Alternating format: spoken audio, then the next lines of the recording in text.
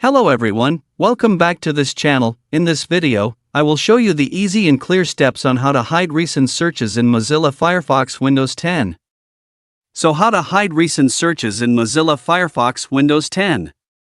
Make sure you keep watching this video until the end. Let's get started right away. Firstly, just go to Firefox browser on your computer or laptop. This is the Firefox browser display. Next, move the cursor to the top right of the screen. There are lots of menu options here. Next, tap the three-line icon here. And a scrolling menu will appear like this. And tap the Settings menu here.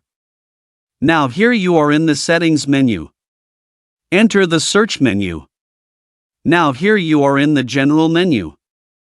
Tap Show Recent Searches. This feature is used to hide the latest search history in Mozilla Firefox on Windows 10, in order to maintain user privacy. So that's it, the How to Hide Recent Searches in Mozilla Firefox Windows 10 tutorial. Thank you for watching. I hope this video is useful. See you in the next video.